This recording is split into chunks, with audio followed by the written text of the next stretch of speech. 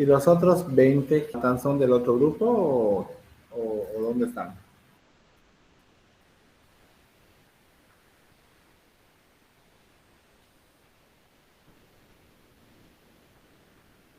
Hola. Doctor, yo solo con Kadir aquí, David, pero David está en su celular. Ajá. Buenas noches. Buenas. Hola, doctor. Buenas, buenas. Buenas noches, doctor. ¿Dónde están los demás?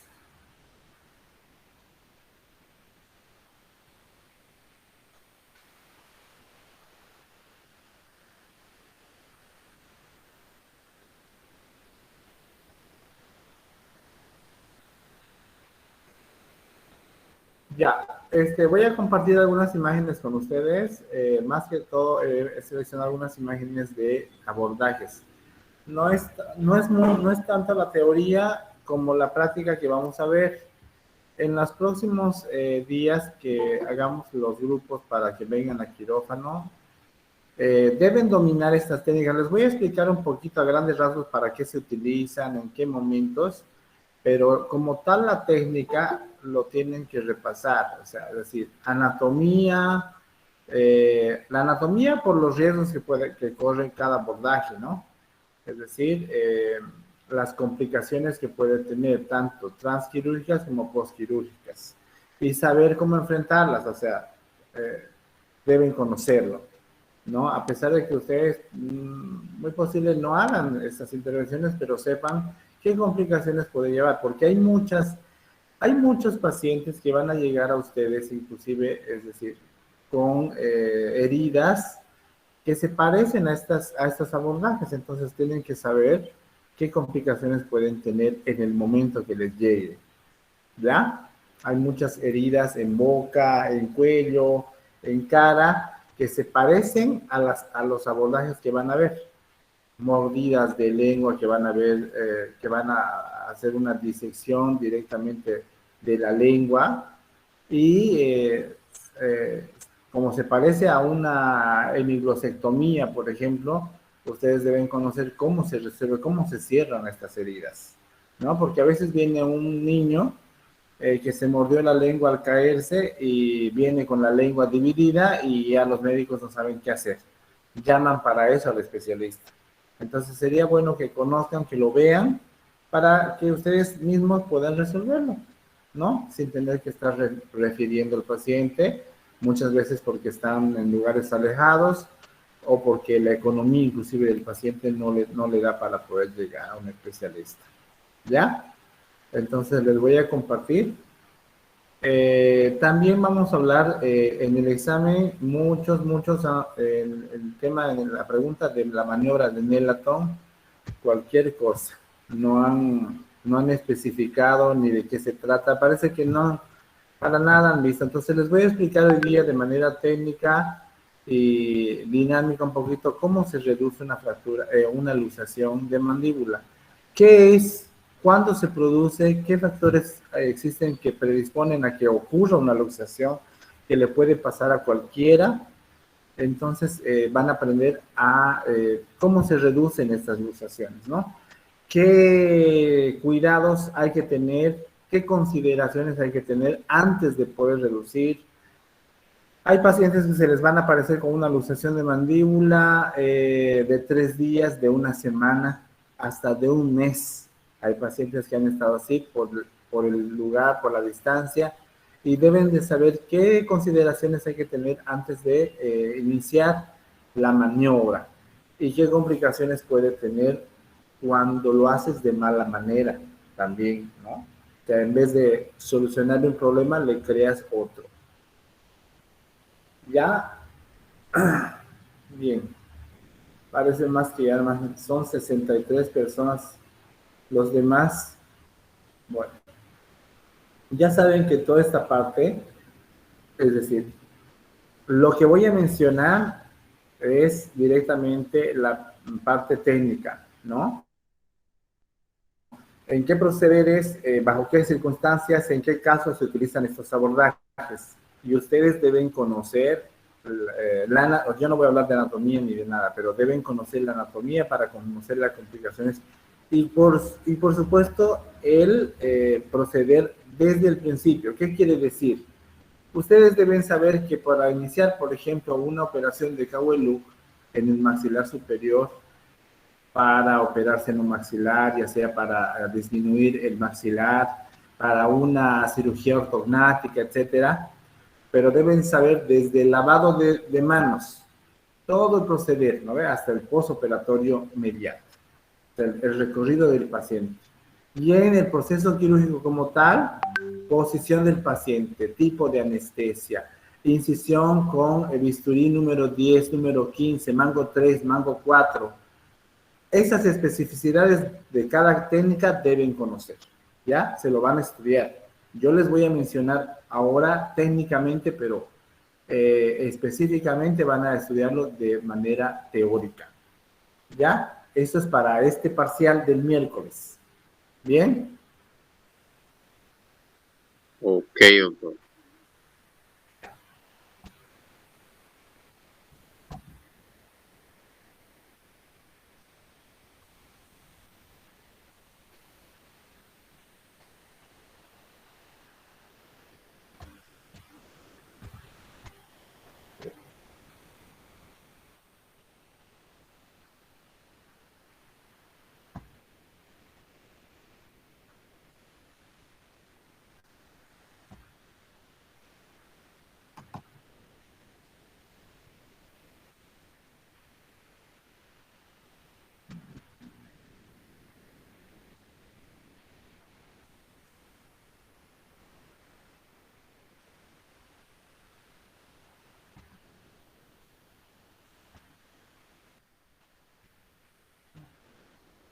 No me abre.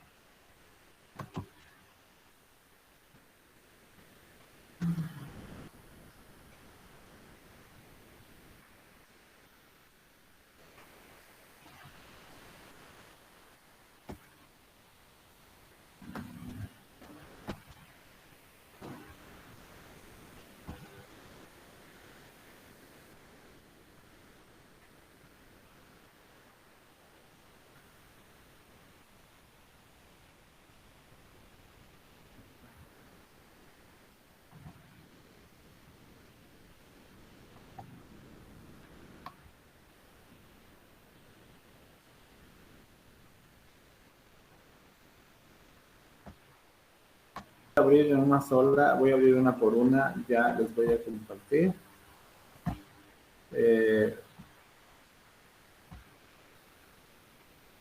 Ya. Miren.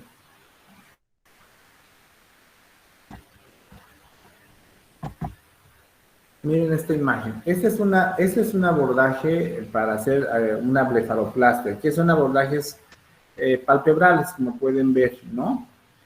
Voy a tratar de agrandar, no me deja agrandar.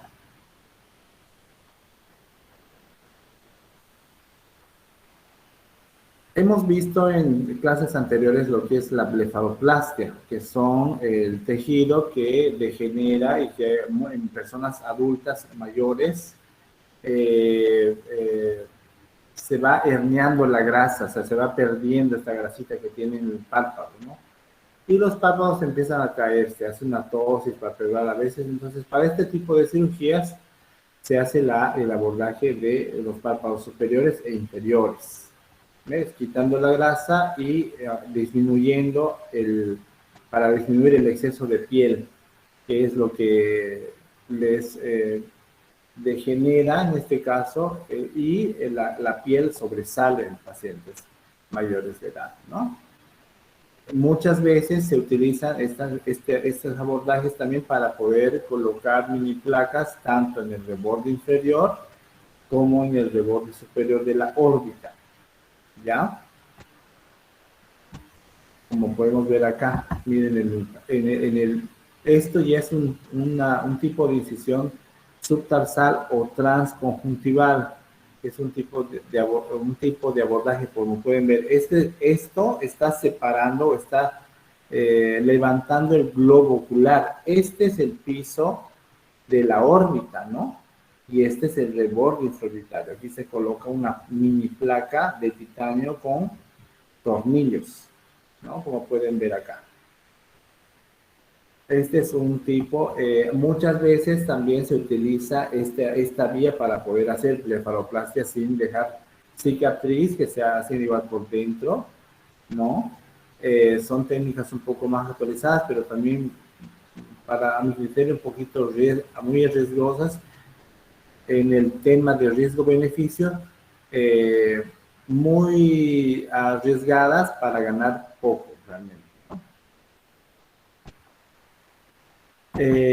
Aquí vemos, miren, este es un abordaje de Caldwell Loop encima del reborde, perdón, encima del surco vestibular superior. Aquí pueden ver el maxilar superior. Aquí vienen los dientes y ese se ha desprendido, se ha realizado una LEFOR 1, ¿no? Ya sea, eso se utiliza generalmente en cirugías ortognáticas. Yo se los voy a anotar en una listita los procederes que estoy explicando para que ustedes se los repasen y le voy a también anotar la bibliografía. Estos procederes están en un libro que se llama Cosme Guy, es un doctor español y también está en internet y se puede bajar, como lo han bajado los otros libros, ¿ya? Entonces este es un abordaje de Caldwell Loop bilateral para realizar una LEFOR 1 de avance en pacientes retrognatas o prognatas, según sea el caso, o muchas veces también se utiliza para los que tienen sonrisas gingivales. Lo van a poder ver cuando estudien la técnica. En el caso de la mandíbula, también miren aquí, esa es una incisión infraoral en el vestíbulo inferior, digamos en la zona retromolar, para poder reducir fracturas en el ángulo de la mandíbula o rama. No sé si se acuerdan, cuando dimos mandíbula y fractura de mandíbula, hablábamos de lo que es la vía de abordaje por el ángulo mandibular directamente con un aditamento que existe en los materiales modernos que se utiliza con un clavo, ¿no? Les he explicado. Pero obviamente las placas se colocan por la vía endobucal, ¿no? Realizando una incisión en el espacio retromolar. ¿Qué quiere decir espacio retromolar? Por detrás del último molar, ¿no? Para descubrir en este caso todo lo que es el ángulo mandibular y la rama ascendente, ¿no?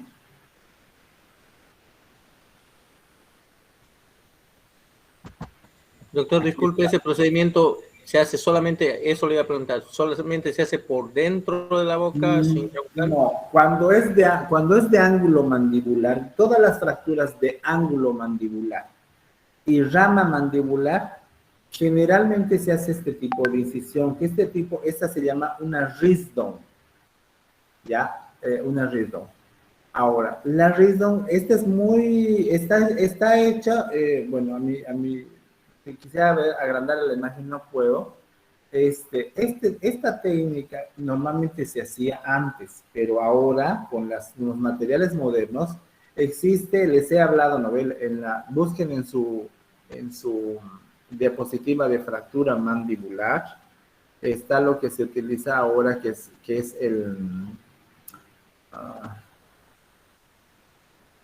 no fue la palabra. Esperen un momentito, me voy a acordar.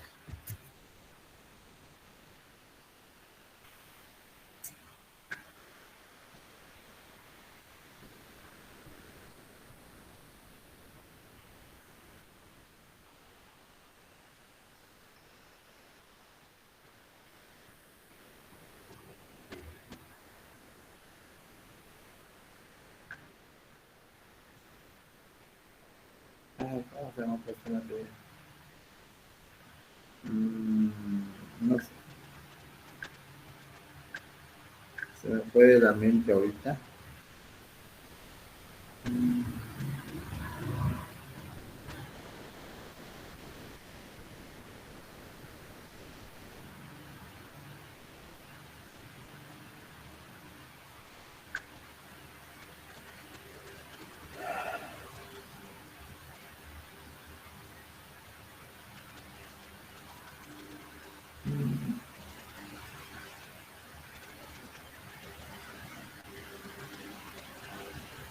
Son unos retractores que entran por acá. O sea, hay un separador que se utiliza. Lo quisiera buscar ahorita, no encuentro imágenes ahorita en internet rápido para mostrarles. Pero ¿se acuerdan? Les he mostrado en la fractura mandibular. Antes se hacía este tipo de abordaje extraoral, pero ahora hay un material nuevo que se utiliza que tiene un separador y se colocan los pernos por fuera, pero utilizando un canal. Solo se hace una pequeña incisión y se coloca un clavo que va con un canal, y por ese canal se pasan los pernos, pero la placa se pasa por vía endobucal con ese abordaje retromolar que se hace. Este mismo abordaje retromolar es el que se utiliza, para sacar terceros molares retenidos o muelas del juicio, ¿no? Entonces, y también se utiliza este mismo abordaje para reducir la mandíbula, para retraer hacia atrás o adelantar en cirugía ortognática. También se los voy a anotar para que ustedes revisen qué es la técnica, en este caso la técnica de cirugía ortognática de mandíbula, ¿no? Es la overgate o la yo se los voy a anotar para que ustedes busquen y por lo menos de la parte de ortognática no me interesa mucho, pero por lo menos se ubiquen en el tipo de abordaje para colocar. Ya directamente en la retroposición o protrusión de la mandíbula no van a tocar eso porque es muy complejo. Dentro de la especialidad de maxilofacial es una subespecialidad, entonces imagínense, es bien amplia, ¿ya? Existe otra vía de abordaje, como pueden ver, bueno, esa es una vía para la rama y el ángulo, pero ya cuando directamente es para operar la coronoides o el cóndilo mandibular, se hace una incisión preauricular que es realmente inevitable hacerlo, pero se hace también la incisión en el pliegue que está en la zona preauricular en este caso, ¿no? Preauricular. La zona es retromandibular porque está detrás de la rama, pero la incisión es preauricular porque está por delante de la oreja. En el pliegue que se forma, ¿no? En esta zona. Hay un pliegue cutáneo que se forma en esta zona, como se forma en el párpado inferior o en el párpado superior, por donde se aprovecha y se hace la línea de incisión. Este abordaje se utiliza para operar cóndilo mandibular y para operar también, es un empiezo para operar las parotirectomías, ¿no? Cuando son tumores de Warthin, tumores,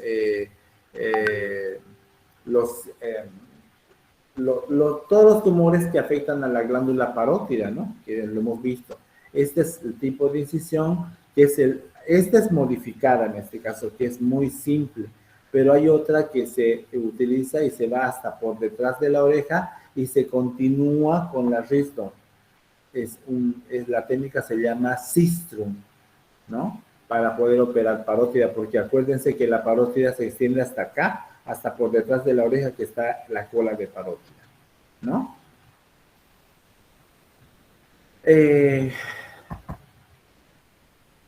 Ahora bien, obviamente aquí como dice que hay hallazgos clínicos. Esta es una herida provocada por así les llegan a veces a los pacientes con heridas de motocicleta y demás, les van a llegar con heridas. Acuérdense que detrás de esta tabla ósea lo que están son los senos. En este caso aquí está el seno frontal, el seno etmoidal, los senos nasales, el seno maxilar, o sea, los senos paranasales. Aquí todo se comunica, ¿no? Obviamente. Pero cuando hay fractura y tienes una herida, directamente por la misma herida, así llega a emergencias y esta herida haya sido suturada. Después, para colocar una placa, si es que lo meritara, la vía de abordaje es por la misma herida, no se abre otra herida. Ahora, de no estar producida esta herida y hubiera una fractura a este nivel, directamente se hace una vía de abordaje coronal. O en este caso, como está en línea media, ya es bicoronal, que quiere decir que levantas todo el cuero cabelludo en la mitad, desde un arco que se forma en el pabellón auricular, de un lado al otro. O sea, toda la zona frontal se descubre y se va levantando lo que es el músculo, ¿no? Miren, hasta la espina nasal anterior para poder colocar la placa.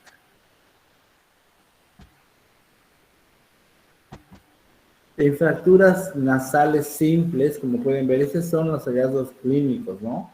Una fractura nasal simple tiene esta clínica, o una desviación. Aquí ya hay una crepitación. Primero, cuando uno toca acá, hay una crepitación, como lo hemos visto en el tema de fractura nasal, ¿no? Y evidentemente ustedes pueden ver el aplanamiento de todo lo que es en este caso, la vertiente nasal, izquierda o derecha, según corresponde a esta imagen, no le puedo precisar, ¿no? Está lo que es la crepitación, la movilidad y obviamente el sangramiento o antecedente de haber sangrado en el momento del trauma. En este tipo de fracturas que no tienen heridas producidas al medio exterior, se hace una reducción a ciegas, se llama, ¿no? Y para eso se utiliza unos materiales, la radiografía de los huesos propios nasales, como pueden ver acá, miren, la espina nasal está desplazada, es el primer hueso que se mueve, que se desplaza, cuando está en la placa de huesos propios nasales. Esta posición hay que realizar la reducción, ¿no? Por un método cerrado, porque no hay una herida. ¿Cómo se realiza? ¿Con qué material? Aquí hay unos materiales que son indispensables para realizar una fractura nasal. Ahora, ¿qué pasa? Cuando la fractura nasal está dentro de las 24 horas, a veces uno puede prescindir de estos materiales. No le he comentado que estos son los forces de refractura. Cuando pasan 3 o 4 días después de una fractura nasal, porque la fractura nasal empieza a consolidar ya al 5.º día. Entonces, una fractura nasal con la clínica que le hemos dado de ese niño con la nariz torcida, ya cuando pasan 5 días, hay que refracturar para colocar en su posición. Entonces, estos son los forces de Ash y Walchand, ¿ya? Aquí están, Ash y Walchand. El Ash, que sirve para los huesos propios nasales, el Walchand. Y el Ash es este que es para corregir o para ubicar y centralizar el tabique, ¿no?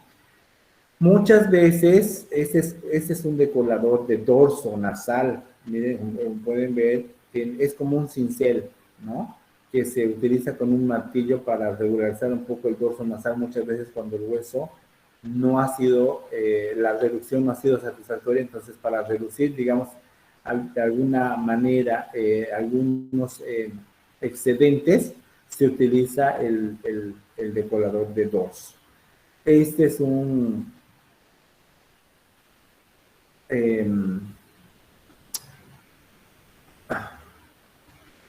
¿cómo se llama esto? ¿Quién sabe? Se me fue la palabra, es un... ¿Rinoscopio? No, no es un rinoscopio. Es un espéculo nasal. Es un espéculo nasal, ¿ya? Y aquí le falta, en vez de entrar esta pinza, le falta una pinza bayoneta. Que ustedes en la técnica, cuando se lo repasen bien, van a ver la pinza bayoneta. Esto se utiliza para hacer una reducción cerrada, ¿no? Y obviamente la reducción cerrada tiene sus procederes. No solamente la refractura, después está el taponamiento nasal anterior y una férula de yeso que se coloca en la parte anterior.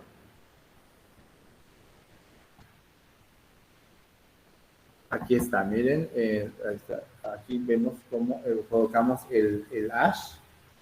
Realmente es colocando este decorador de dorso, ¿no? Que está moviendo. Y acá está la posición de las pins, de los forces. Mire, este es el ash, que lo vemos, digamos, por un dibujo, lo podemos ver que una parte activa está afuera y la otra adentro, ¿no?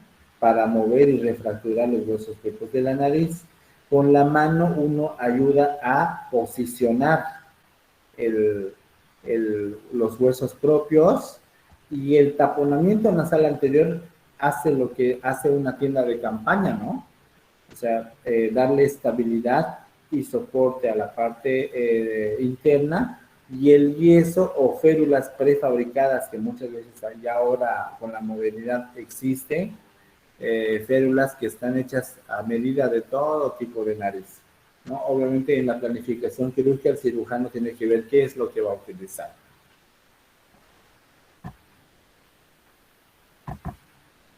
En fracturas mandibulares, miren, así vienen pacientes con fracturas de mandíbula. Este tipo, bueno, como pueden ver, esto está al lado de la línea media, por tanto es una fractura parasinfisiaria, ¿no? Obviamente aquí está afectado el hueso alveolar. Cuando se ve en una radiografía que está afectado también el hueso basal, entonces se hace una incisión por dentro de todo el surco vestibular, ¿no? Esto sí lo hemos hecho ahí con Daniel, con los cuartos mil, se debe acordar. Sí, solo que iba a perder el diente ese joven. Sí, ya más bien lo hemos recuperado, no ha perdido el diente. Ya está cicatrizado y se va a hacer un tratamiento de ortodoncia.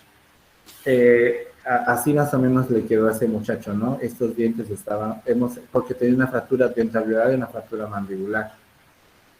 Está bien el militar.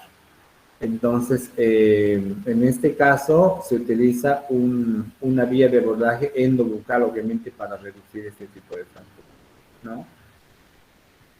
También se utiliza por vía endobucal de la zona vestibular inferior para retirar, no solamente para fracturas, sino también para quistes dentales, tumores odontogénicos, ameloblastomas en la región anterior, todo lo que tenga que ver con patología del sector inferior.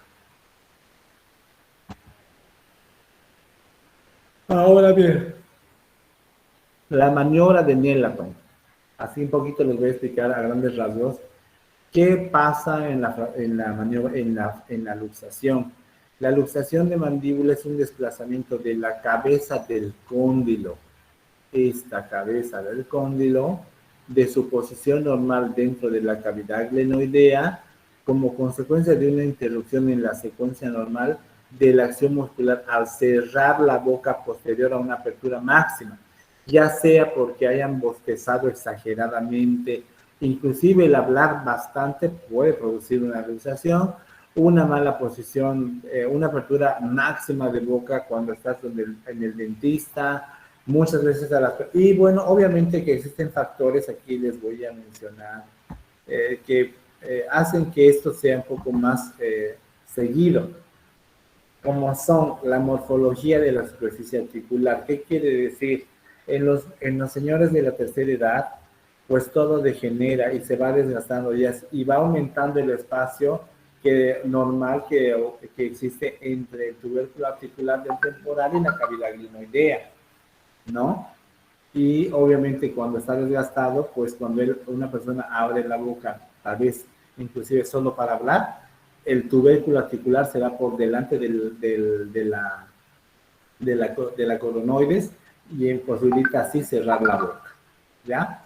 La edad, por eso mismo que les hablo de la degeneración por la edad, ¿no? De todos los tejidos. La dentición, hay pacientes que tienen mordidas abiertas, mordidas traumáticas. ¿Qué quiere decir mordidas traumáticas? Que están en una mordida borde a borde, sus dientes desordenados, con apiñamiento. Estas personas también son predisponentes a algún día luxarse la mandíbula, porque obviamente que la posición, en este caso, de todos los componentes del ATM están pues alterados, ¿no? Y obviamente que en algún momento se sale de su posición. La causa y duración del factor etiológico de la luxación, es decir, ya sean traumatismos, etc. Y la laxitud de la cápsula articular y ligamentos, es decir, hay enfermedades, ¿no ve? Como la de ¿cómo se llama? La enfermedad de hiperlaxitud. ¿Quién sabe pronunciarla?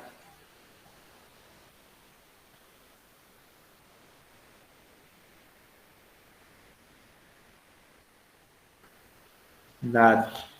Bueno, hay personas que son hiperlaxas y a veces hay que disminuirles la apertura de la boca. Eso también tiene una cirugía que se hace de la misma manera que vimos en el abordaje retromolar, realizando unos rombos y así poder disminuir la apertura de la boca para que no le pase la luxación de la mandíbula.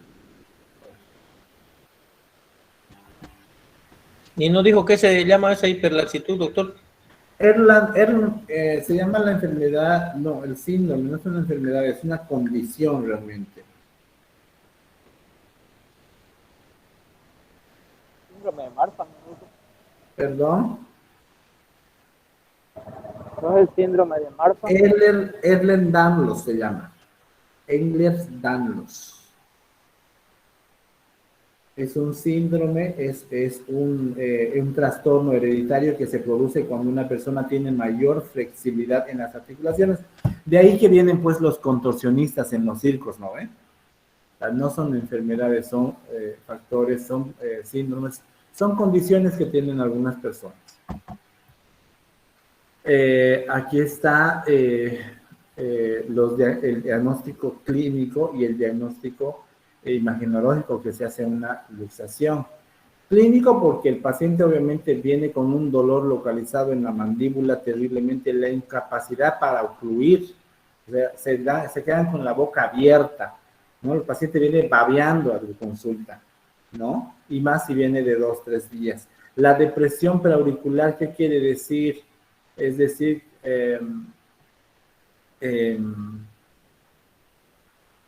cuando uno toca, ¿no? Obviamente, cuando tú tocas, no hay, el tubérculo articular está por delante, se va hacia atrás el maxilar superior en este caso, y se palpa en la región preauricular como un hoyo. Y la prominencia anterior mandibular, obviamente la mandíbula, como está por delante del tubérculo, la mandíbula está hacia adelante, ¿no? Es decir, como un paciente prognata, más o menos si se ubica. Radiográficamente, una radiografía simple se puede observar la salida del cóndilo, como pueden ver aquí, por delante del tubérculo articular, ¿no? En la tomografía, obviamente, y en la artroscopía. Y hay una radiografía que es específica para ATM, que es la... Waters. No, la Water no es. Es una que se llama... ¿Cadwell? ¿Cadwell? No.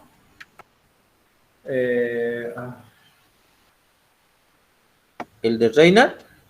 No.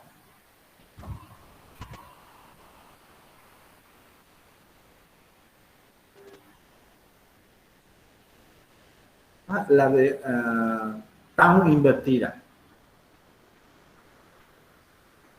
Town inversa.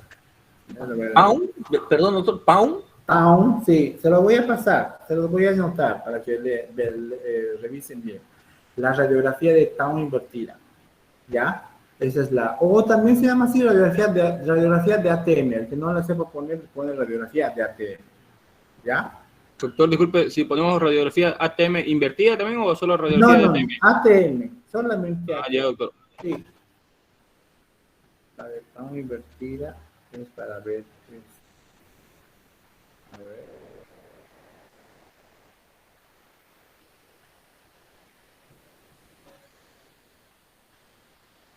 No, no está. Ya. Ahora, no, aquí les voy a explicar esto en el tratamiento. En el tratamiento, miren, el paciente viene así, la mandíbula hacia adelante, con la boca abierta. ¿Y cómo es la maniobra de Nelaton? ¿No? O sea, ¿para qué es? Para las luxaciones anteriores. Hay obviamente luxaciones mediales laterales. Eso es en correspondencia de la posición, en este caso, del hueso, ¿no? De la cadera con respecto al tubérculo articular. ¿Qué consideraciones debemos de tener antes de reducir? No se vayan a atrever.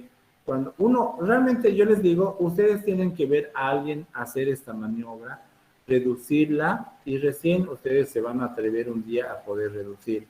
Realmente textualmente no van a poder porque hay que ubicarse más que todo en la anatomía, pero además en la forma. Cuando estemos en los grupos, en el hospital, me van a hacer recuerdo, vamos a hacer directamente, les voy a explicar en una cavidad, en una boca, porque de otra manera no van a entender, no van a caer cómo se ocurre la reposición, en este caso, de la apertura bucal. Pero antes de realizar, porque les estaba explicando que hay pacientes que van a llegar a sus consultorios de 3, de 4 días. Entonces, lo primero que hay que utilizar, un relajante muscular. Yo utilizo hasta un ansiolítico primero. Es decir, yo les pongo 0,5 miligramos de diazepam intramuscular, ¿no? Para un poco relajar el músculo. Pueden utilizar relajantes musculares también, pero por vía, en este caso, parenteral, ya sea en nuestro medio se utiliza el metocarbamol, o el meprobamato, o también la mefenecina. Estos 3 relajantes musculares vienen en forma parenteral y hay que colocárselo. Los anestésicos locales, se puede utilizar anestesia un poco para reducir un poco el dolor, pero la paciente siempre va a doler, porque lejos de que el hueso está fuera de su posición, existe lo que es el espasmo muscular. ¿Qué quiere decir? Que los pterigoideos laterales, el macetero, el buccinador, o sea, todos los músculos de la masticación están no atrofiados, sino hipertrofiados, porque están por el movimiento, por el trauma, se inflaman. Y la reposición de estos músculos eso es lo que un poco más le duele al paciente, ¿no? El músculo se pasma, se pone duro, por eso hay que relajarlo un poco. Entonces se utilizan eso. El anestésico yo nunca lo he usado, la verdad, pero se puede utilizar para un poco disminuir el dolor. Es muy molesto, los pacientes vienen llorando, los que vienen de 3, 4 días, imagínense estar con la boca abierta 3 días sin poder cerrar, sin poder tomar ni agua, es bien, bien triste. Yo he reducido pacientes en la cárcel de 1 mes de estar con la boca abierta. Entonces ahora bien, la maniobra de Nelaton como tal, para explicarles bien, aquí está descrita. Se pone, primero el paciente tiene que estar colocado sentado generalmente, la cabeza tiene que estar sobre o apoyada en un lugar rígido, generalmente la pared. Se hace sentar a un paciente en una silla, obviamente cuando el paciente está internado, encamado, como pueden ver en esta imagen, está en su misma cama, pero miren la posición del operador, ¿no? Está bien rígida, el paciente está bien apoyado hacia la superficie, hacia su cama, pero lo más aconsejable es una superficie dura. Se colocan los dedos pulgares en toda la zona retromolar, donde vieron ahorita el abordaje, ¿no? ¿Cómo se llega correctamente a la zona retromolar? les voy a enseñar en la práctica, pero ubíquense la línea oblicua externa y la línea oblicua interna. Entre esas dos líneas se colocan los dedos y se impulsan, ¿no? Desde la zona del primer molar se va recorriendo, localizando las líneas oblicuas externa e interna, para caer en lo que es la rama mandibular. Siempre hay que hacer el ahora. ¿Qué se hace? Con los dedos pulgares se hace fuerza y con los índices, o sea, todos los otros dedos, índice anular, se coloca por debajo de la mandíbula. ¿Qué es la acción? ¿Qué tiene que hacer? Tiene que empujar la mandíbula hacia abajo. ¿Pero qué haciendo? Abriendo totalmente la mandíbula. Imagínense que, a ver, les voy a, imagínense, ¿me ven?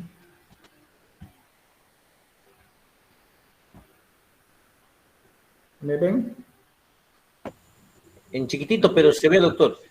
Ya, miren. Ustedes colocan hacia el paciente, esta es la línea oblicua externa. Ustedes tienen que abrir. ¿Por qué abrir la boca? Hacerle bajar la boca, la mandíbula hacia abajo. Tienen que lograr abrirla, porque esta es la posición que tiene la coronoide, el cóndilo. Este es el tubérculo articular, ¿no? Y esta es la mandíbula. En la luxación está colocado así, el tubérculo articular está por delante, así. O sea, no deja ranograr. Y la apertura bucal tiene que hacer esto, bajar la mandíbula, ¿no? Acá. Por delante, el tubérculo articular está por delante, ¿verdad? Así. Por delante. Usted tiene que abrir para bajar y llevar a esta posición. Luego, como está así por delante, esto por delante del tubérculo articular, está así, la luxación pasa esto. El cóndilo está aquí y la coronoides está acá, ¿no? Y el tubérculo articular del temporal está acá. Esto hace que no pueda cerrar. La mandíbula está hacia adelante, ¿no? Obviamente, y la boca abierta. Cuando usted logra bajar, clarito, usted va a sentir cuando hace esto, así, se va a desprender, pero uno tiene que ir tocando con los dedos, ¿no? Y lo primero que hay que hacer es reducir de un lado, ¿no? Acuérdense que la luxación, muy pocas veces, yo nunca he visto que se vean bilateral, es unilateral, o sea, hay un lado afectado. El clarito se da cuenta. ¿Cómo uno se da cuenta? Porque hay una desviación de la mandíbula hacia el lado donde está bien, donde está correcta su posición.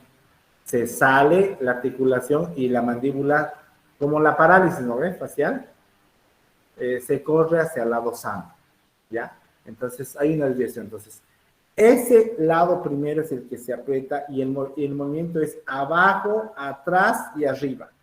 Abajo, atrás y arriba. Es como cuando uno quiere cerrar una cajuela, imagínense, ¿no ve? Cuando no quiere cerrar de una cómoda y uno mueve hasta que ¡pum! Entra. Es prácticamente técnicamente lo mismo, se parece. Eso. Ahora bien, ¿dónde está?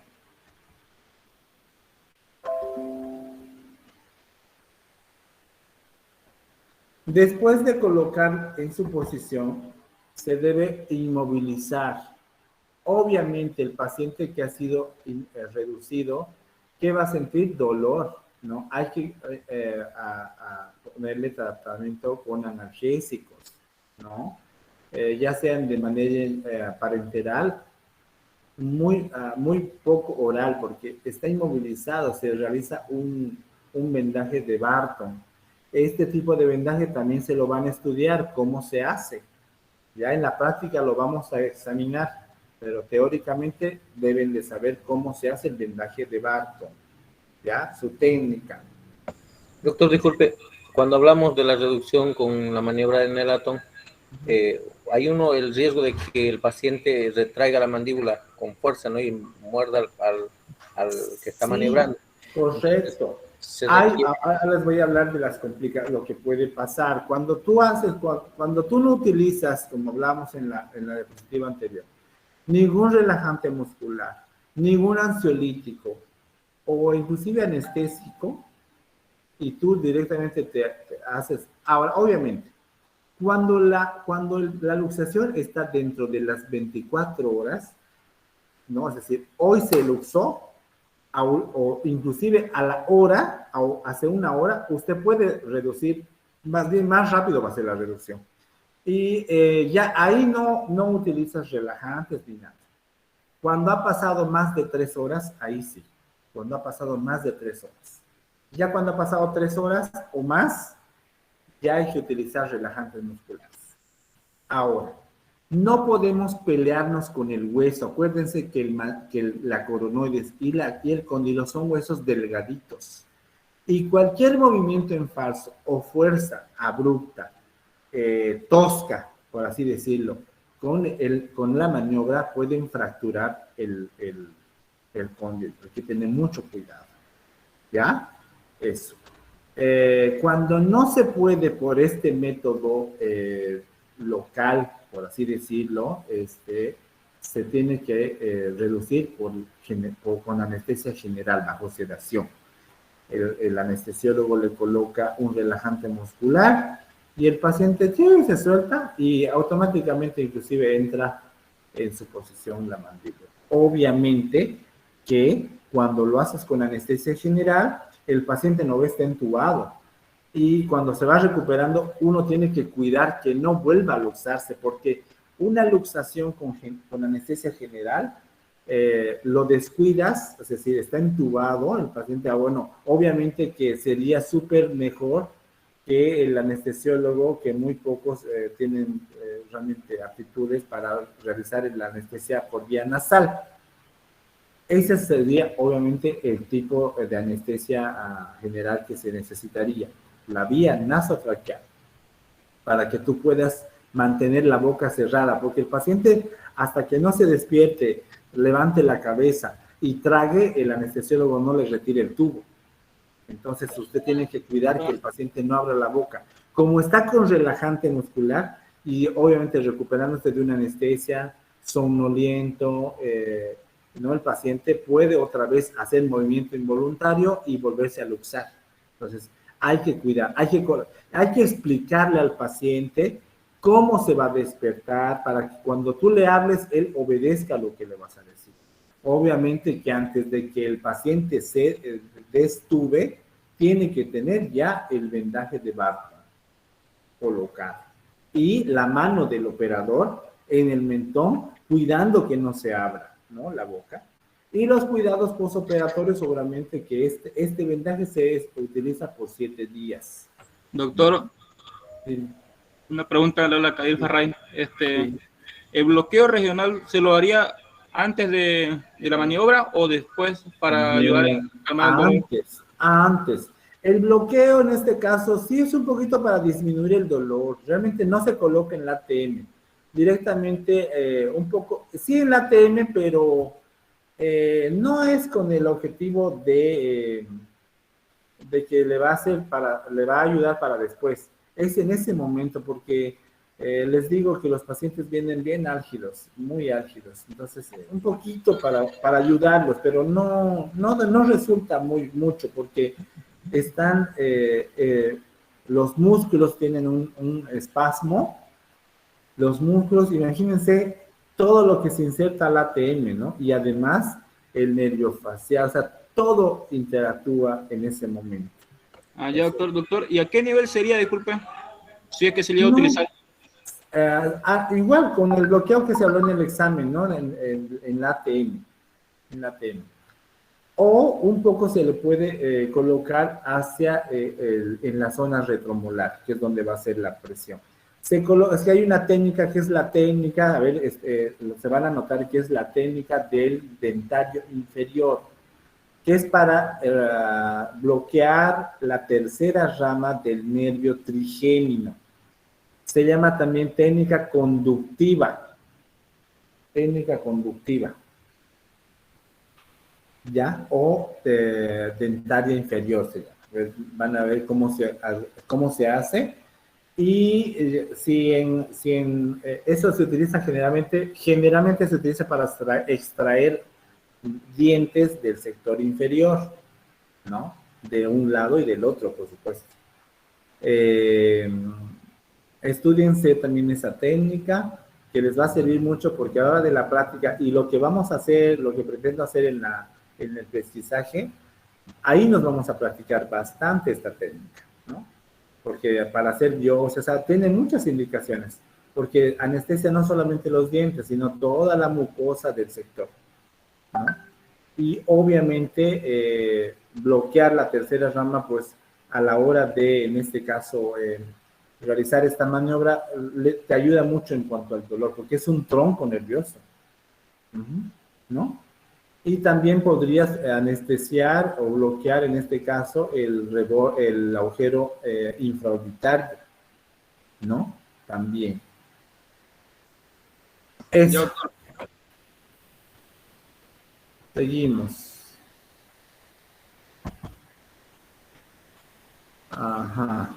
Ahora bien, esa es la técnica del Kaweluk, miren, ¿no?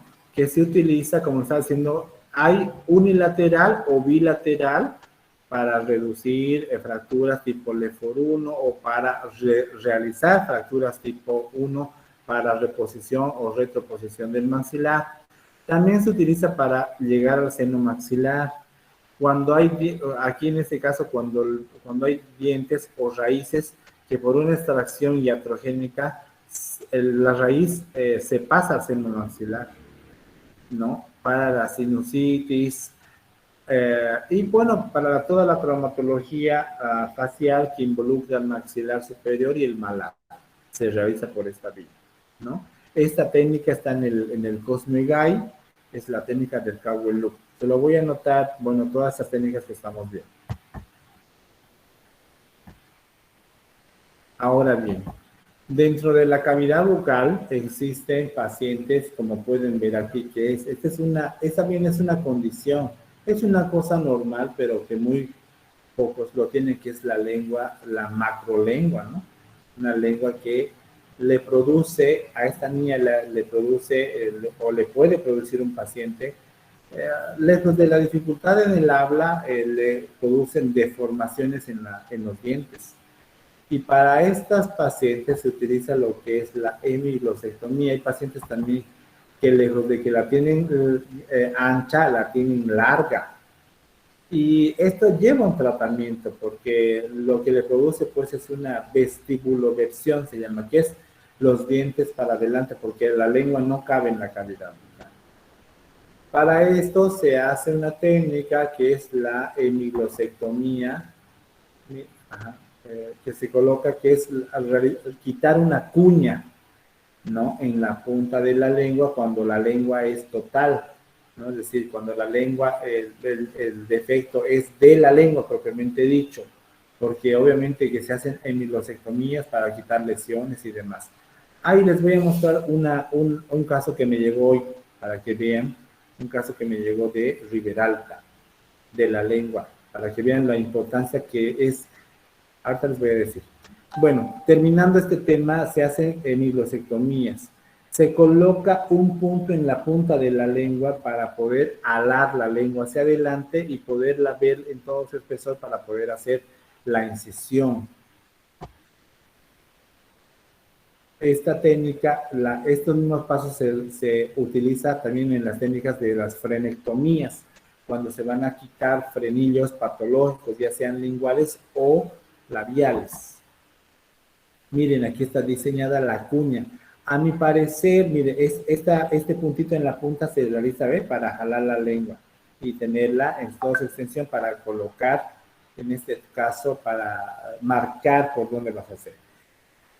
Esta paciente, como pueden ver, a pesar de que está con una intubación nasotraqueal, se coloca anestesia. ¿Por qué? Porque la lengua sangra, es muy vascularizada. Y este tipo de anestesia, bueno, la anestesia que se debe estar colocando es una anestesia con epinefrina, ¿no? Para que sangre menos. Y obviamente también, ¿por qué? Porque le ayuda a que después, posoperatoriamente, no se inflame, porque la lengua es un tejido, también tiene en su interior tejido linfoide, que es un tejido de reacción, ¿no ve? Porque tiene ganglios en su interior. Entonces reacciona y se inflama. A veces, después de este tipo de cirugías, hay lo que es el edema postquirúrgico, que a veces la lengua se inflama tanto que no cabe en la cavidad bucal. Entonces, para todas esas cosas se coloca este anestesia, para evitar esas complicaciones. Entonces, aquí están viendo la marcación de la cuña. A mi parecer, esta cuña está muy extensa, pero bueno, también el resultado es lo más esperado.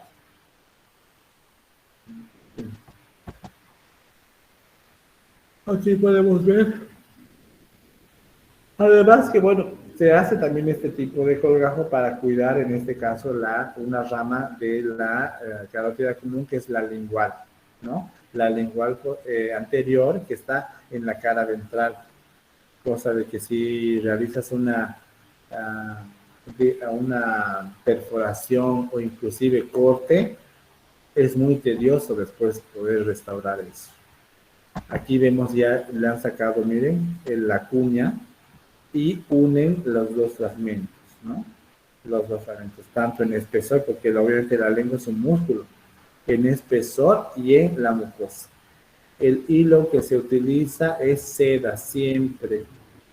Seda 1, seda 2, seda 3, seda, ¿no? Y la sutura es por planos, plano muscular y plano de la mucosa.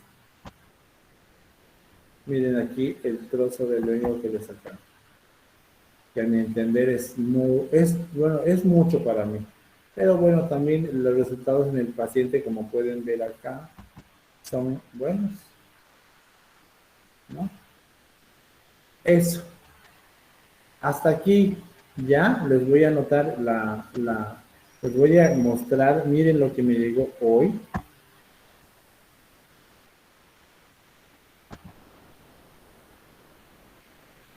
Miren, esto es lo que tenemos que ir a buscar a Rurrenabaque o a donde vayamos. ¿Están conmigo? ¿O ya se durmieron? Sí, estamos aquí. Miren, ¡Estamos vivos!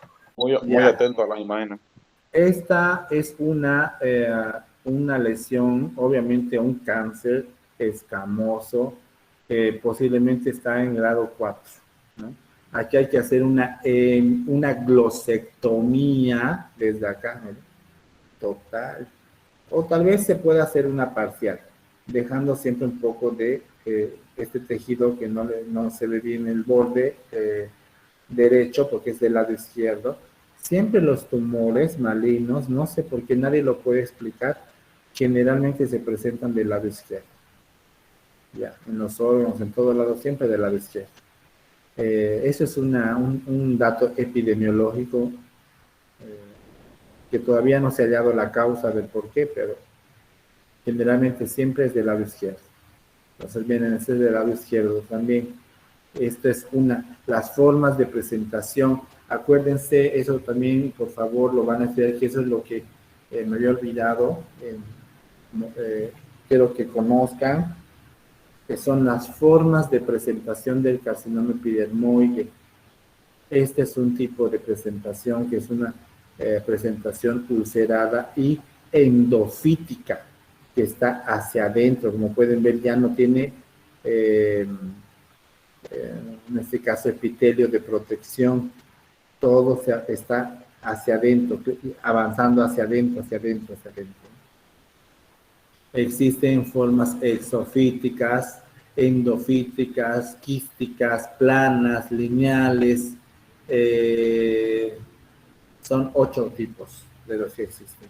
Y esta es cuando usted vea una lesión de características malignas con un crecimiento hacia adentro, el pronóstico es muy reservado, por no decir muy malo. Si es que lo operamos acá y le hacemos la hemilucectomía, vamos a participar. Yo quiero que participen. El día lunes tenemos una elección. No está tan avanzada como esta operación en la mucosa yugal. Yo quiero que participen por lo menos unos 4 personas del grupo para que vean también la magnitud de lo que yo quiero resolver en el departamento, porque hay una incidencia grande, y esto lo da los malos hábitos de higiene, malos hábitos de alimentación, hábitos deleterios como el tabaco, el alcohol, la coca, y la combinación más que todo, porque la coca como tal no tiene, es una cosa natural, pero ya la mezcla con bicarbonato, cigarro, alcohol, es lo que produce una deformación y un cambio del epitelio de la mucosa. La mucosa bucal es un epitelio muy capaz, o sea, muy frágil, muy vascularizado. Eso es lo que hace que la transformación sea rápida, ¿no? Y que tengan en cuenta, chicos. Este Doctor, una pacientito, pregunta. ¿se acuerdan de este pacientito? Falleció hace 4 días falleció este paciente. Dime, Sobre ese paciente que llegó de Riberalta, ¿está internado? ¿de dónde? ¿El paciente que le llegó de Riberalta está internado ahí en el hospital? No, ha venido, le hemos hecho la biopsia porque obviamente porque ¿qué pasa? A este paciente lo tenemos que mandar al oncológico, ya está en una etapa 3, 4. La cirugía no solamente le va a resolver la cirugía, tiene que darse radioterapia. Entonces, para adelantar, yo ya le hice la biopsia incisional, ¿no? Aquí en este caso se tiene que hacer la biopsia incisional primero, a pesar de que yo sé que ya es un cáncer, pero yo necesito el resultado anatomopatológico para poderlo después mandar al oncológico. De acuerdo a cómo venga el grado, acuérdense que, ¿no ve? Como dijimos en la práctica, factores que hacen que sea más rápido la diseminación de una enfermedad maligna, el tipo de lesión, ¿no ve? El tipo de lesión es una, aquí lo estamos viendo ya en la práctica, por eso quiero que ustedes entiendan, por eso quiero que me digan en su examen cuáles son los factores, porque así ustedes van a poder decir a dónde mandar, lo mando al máxilo, lo mando al oncológico, o sea, yo quiero que aprendan para que el paciente no siga dando vueltas.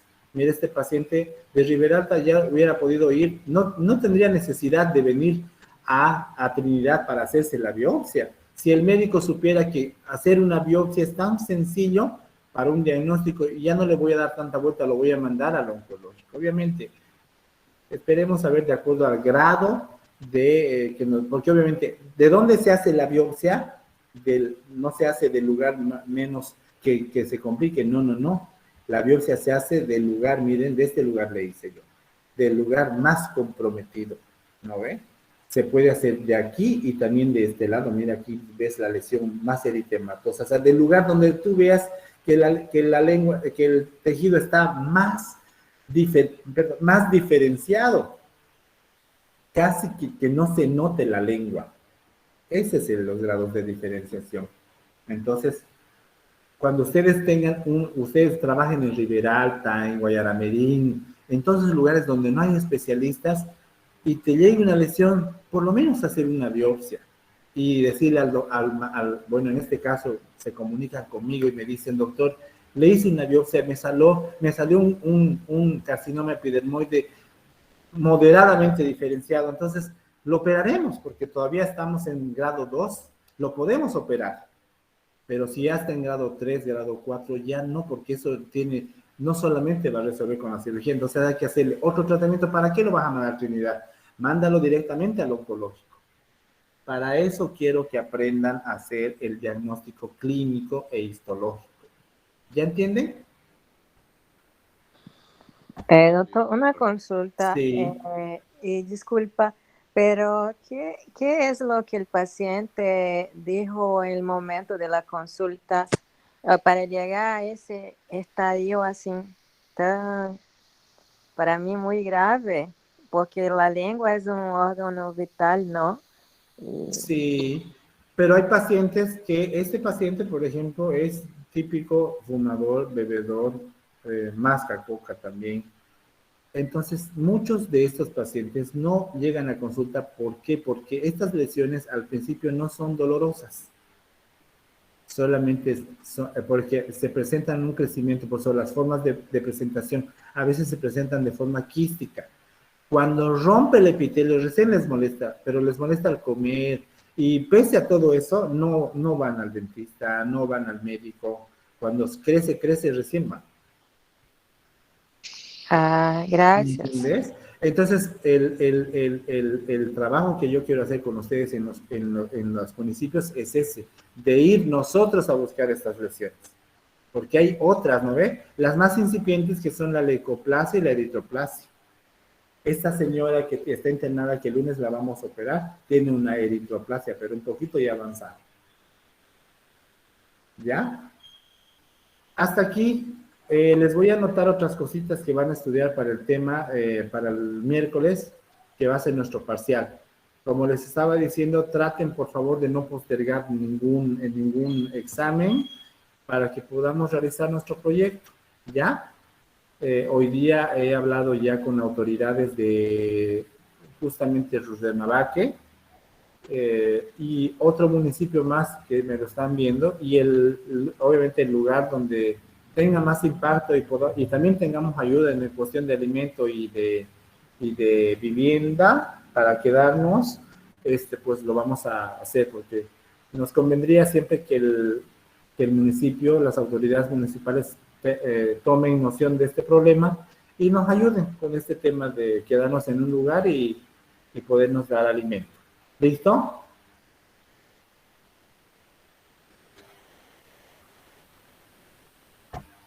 ¿Hay algo más que quieran decir? ¿Alguna pregunta? Por favor, los muchachos que no van a participar del estudio con una razón justificada, por favor, me lo hacen saber lo más pronto para no contar con ellos con el tema de organización. ¿Ya? Obviamente que van a ser, como este es evaluativo, esta va a formar parte de la práctica de este cuarto parcial, ¿no? Entonces, obviamente que van a tener que hacer otro trabajo. ¿Ya? ¿Algo más? ¿Alguien que quiera decir algo? ¿Tienen alguna duda?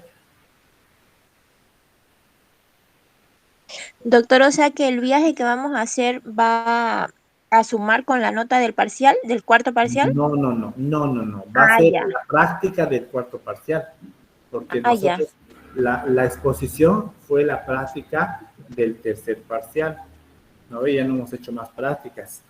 Obviamente vamos a hacer los encuentros en quirófano, en consulta externa, en emergencia, vamos a hablar también, ¿no? Y va a formar parte mientras más nota tengan ustedes, mientras más notas, más posibilidades de llegar al 30%, al 35%, que es la parte práctica.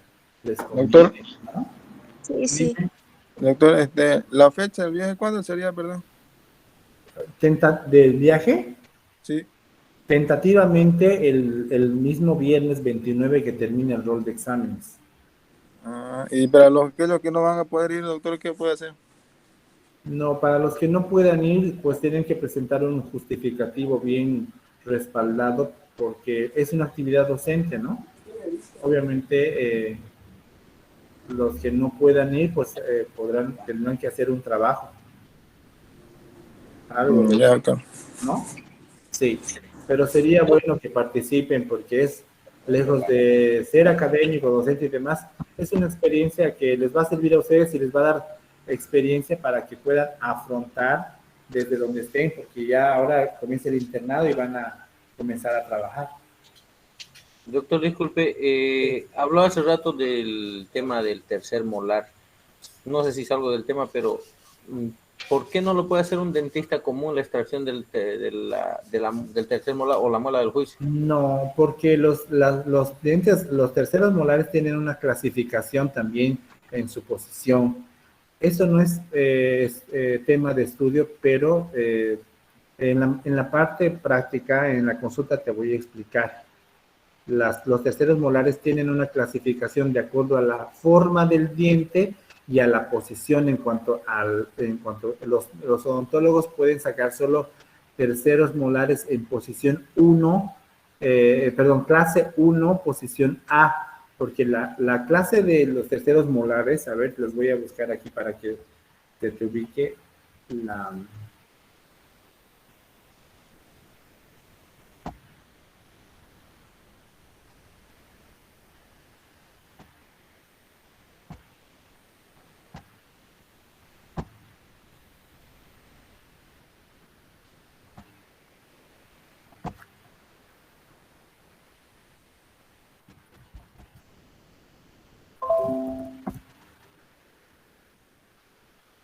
Miren, esta es la clasificación de Pelli-Gregory.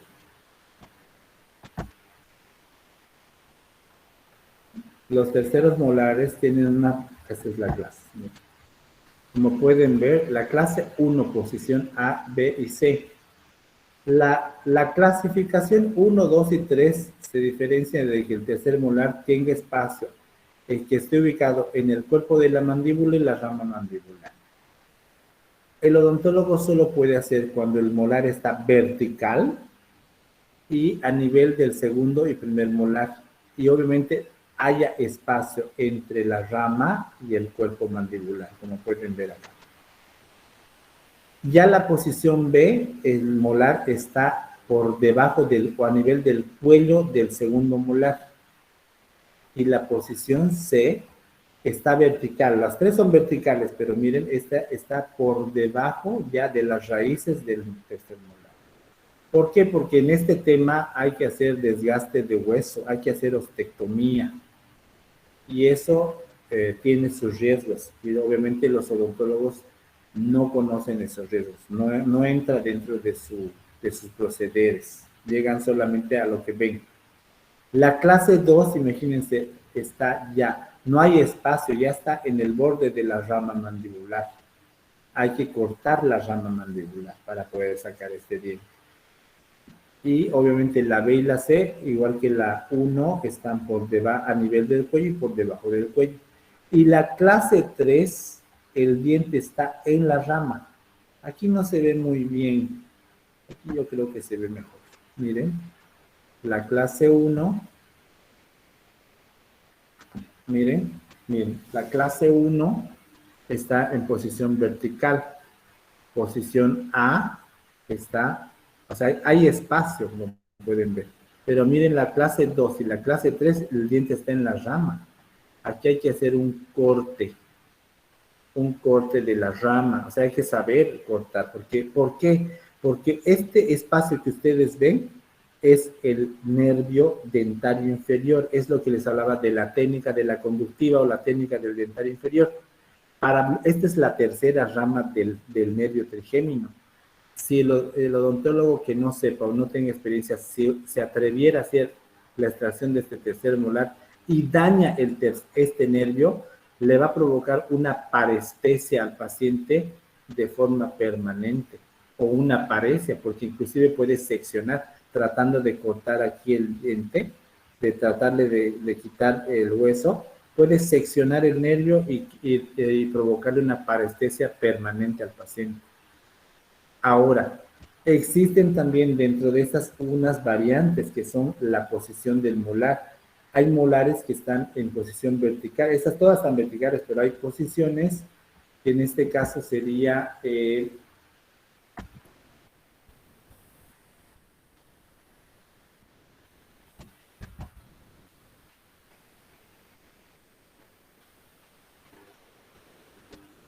Miren, los terceros molares no solamente se presentan de forma vertical, hay molares que están...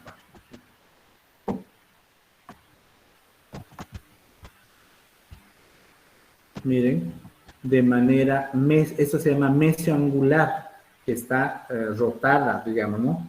Vertical, visto angular o horizontal. hay también que están invertidas con la raíz hacia arriba y la corona hacia abajo. Es decir, que son variantes que dentro de la clasificación existe. Y entonces las cirugías no son tan fáciles. Miren este molar. Como los niños, ¿no ven? Los niños que están de cabeza, de pies, se convierte, hace compleja el parto. Ustedes están dentro de su práctica médica general, ustedes tienen que estar aptos para hacer un parto, pero un parto normal, donde la cabeza esté en la cavidad, no sé, donde, no sé cómo se llama, este orificio, ¿no? No sé, óseo. Vaya, me ubico un poco, ¿no? Donde el niño esté colocado en una posición normal, digamos, o en la norma, ¿no? Pero si un niño está con el cordón umbilical amarrado, los pies primero y la cabeza, obviamente que ustedes no están capacitados para hacer eso, tienen que mandarlo sí o sí a un ginecólogo o un obstetra, ¿no? Es parecido este tipo de posiciones. ¿Por qué? Porque obviamente aquí vas a dejar un espacio. Hay molares que están inclusive acá, donde está el 4, aquí está el molar. Entonces, hay vías, obviamente no le vas a sacar ya por la boca, tienes que abrirle el cuello para poderle sacar este molar. Porque de aquí hasta aquí no vas a llegar, vas a seccionar sí o sí el nervio. Y hay molares, como te digo, que están en la rama, en el ángulo hacia la línea oblicuo externa, hacia la línea externa, hacia la tabla externa, perdón. Y entonces la vía por donde hay que ser es extraoral. Entonces, esas consideraciones hay que tener. ¿Ya me ubicamos? ¿Ya te ubicas? Sí, sí, doctor, gracias. Era porque había visto algo así. Ah, ya. Listo. Todas estas cositas lo vamos a ver en consulta. Hay muchas cosas que se ven en consulta externa. Ya, entonces, aparte del miércoles que vamos a dar ya el parcial, vamos a seguir avanzando en los abordajes quirúrgicos y vamos a, más que todo en estas fechas, yo creo que vamos a hacer la práctica. Ya me han autorizado, vamos a hacer grupos, tanto para la consulta externa, para cirugía y para emergencias, ¿ya? Así que todo lo que hemos estado viendo vayan repasando también en cuanto como puedan, porque también preparándose para el examen final, ¿no? En el examen final vamos a ver todo, ¿ya? Todo aplicado, ya saben, nada de conceptos ni cosas así. ¿Algo más?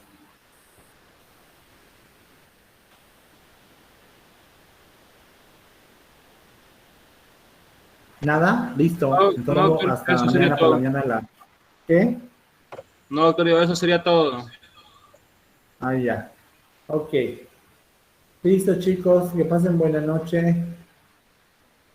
Hasta luego, doctor, Hasta gracias. luego. Que le vaya bien. Saludos, doctor. Hasta luego, doctor. Chao, chao. Hasta mañana.